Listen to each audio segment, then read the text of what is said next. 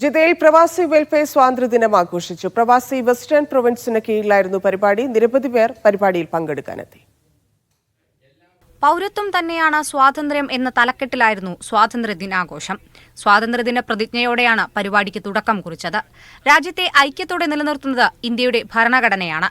രാജ്യം ഭരിച്ചുകൊണ്ടിരിക്കുന്നവർ ഭരണഘടനയെ വഞ്ചിച്ചുകൊണ്ടാണ് അധികാരം നിലനിർത്താൻ ശ്രമിക്കുന്നത്. ഇത് അപകടകരമായ അവസ്ഥയാണെന്ന് മുഖ്യപ്രഭാഷണം നിർവഹിച്ച മാധ്യമപ്രവർത്തകൻ സജിത്ത് അഭിപ്രായപ്പെട്ടു. ഹിന്ദുത്വ അജണ്ട ഇലക്ഷൻ കമ്മീഷൻ മുഖേന നടപ്പിലാക്കാൻ ശ്രമിക്കുന്നത് ലജ്ജാകരമാണെന്ന് പ്രവാസി വെൽഫെയർ വെസ്റ്റേൺ പ്രൊവിൻസ് പ്രസിഡന്റ് റഹീം ഒതുക്കുങ്ങൽ പറഞ്ഞു. ഭരണഘടന സംരക്ഷിക്കാനുള്ള പുതിയ സമരത്തിലുള്ള ഊർജ്ജം പകരുന്നതാവണം സ്വാതന്ത്ര്യ സമരാഘോഷങ്ങൾ എന്ന് ചടങ്ങിൽ സംസാരിച്ചവർ അഭിപ്രായപ്പെട്ടു.